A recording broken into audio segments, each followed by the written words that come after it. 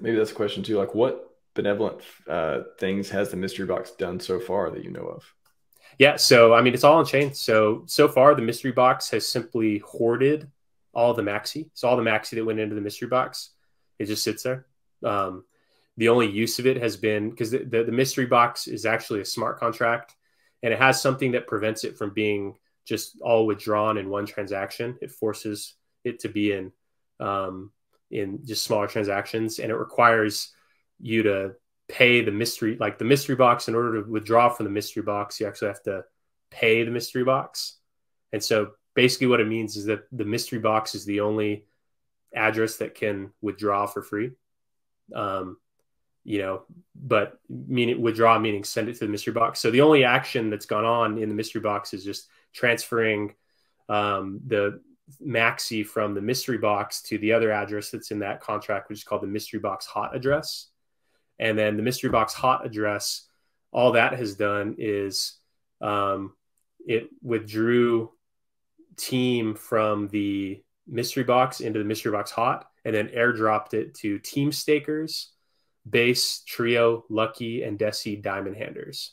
So it was about 2% of the total mystery box team has been airdropped. So all the only action that the mystery box has taken so far is hoarding the team and hoarding the Maxi, and then airdropping about 2% of the team to the current team stakers and to the diamond handers of the perpetual pools.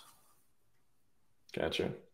Super interesting mystery box. And with Hedron, you have the deployer address slash SA. I So I think forget the those are, nomenclature. I think the SA is, I might have to check on this, but I thought there's the SA and the deployer address. Right. There's the address that can, like get, and it might be the same thing, because there's the one that gets the copy of all the bonuses. And so what's pretty interesting is that kind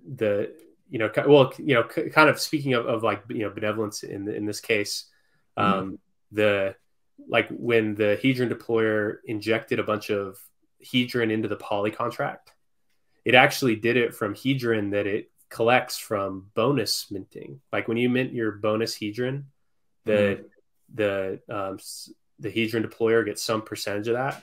And so by now the Hedron deployer has more than replenished all of the Hedron that it had effectively airdropped to the poly holders. Nice.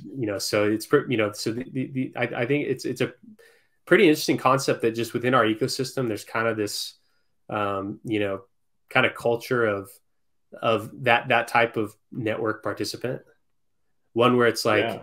it has, where it, while although it represents some level of supply centralization, it's kind of past the point where there's really anything valuable you can do with it. Like, what's the Hedron deployer going to do with all that Hedron? Like nothing. Like, it's kind of, Well, I can tell you the imaginary horrible it could do with it. yeah. I mean, and really the worst you can do is just dump the price, and then it's just like, okay, Yeah. new price now. But it is pretty cool to have this concept of friends with addresses. Like the entity can have other, like, do tip of the hats to other entities in the ecosystem. I think that's very unique, very cool. Yeah, and it's, and I think it adds a level of kind of like flexibility without having to change anything about the contract itself, right? Because like with the Hedron, for Hedron deployer, for example, kind of those, there's those other kind of like proof of benevolence things, or other basically in any way that it can, inject value into different avenues. Like the things that it can do to kind of kickstart the stake yield. It can, like, where it's basically, diluting itself to, inject that value elsewhere in the ecosystem.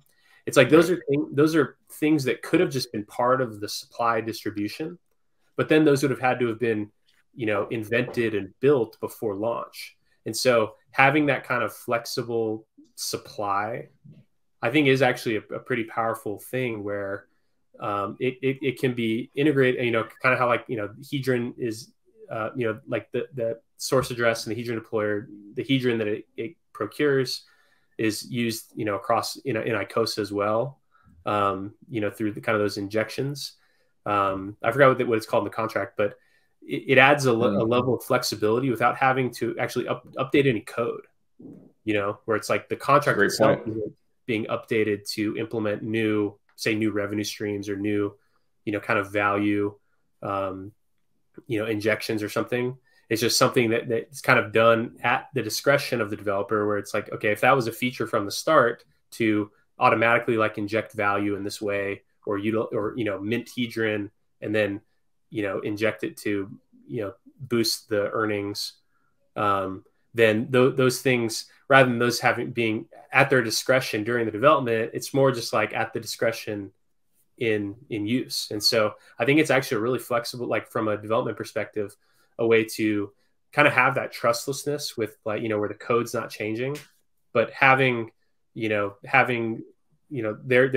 just being a portion of the supply that can be, where no one has any expectations. You assume it just sits there, or you assume it gets sold, but it's just supply. And then, as things change and as, new ideas come about, it can be used as kind of like, an extension to the initial concept without having like admin keys that can update the code. So I think that's actually a really, really powerful concept there with these, like, kind of these network. I view them as like network addresses, where it's like, same with Team, right? It's like with Team, that 50%, that copy of the Team supply that went to the mystery box, so far the only thing the mystery box has done is airdrop Team.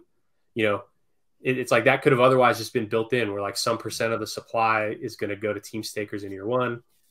And, it's like what played out could have just been coded in at the start, but it didn't have to be, because maybe that, things change. And so it's kind of a way to supplement the economics, in just kind of after the fact. So kind of like a way for it to kind of be dynamic, but not have to necessarily, like, build all these features at initial launch. Exactly. You can just, new features without changing the code, and as long as you do it in a benevolent way, like I think that's a very cool flexibility that we have. So I don't know who else is doing this. Again, I don't participate in a lot of the ecosystems, but like, who is even in a consistent basis, like the whole like ethos of people doing this, building products around this, and like sharing these type of ideals, and the whole entities giving nods to each other. Like I've never seen anything like it. I think it's super cool. And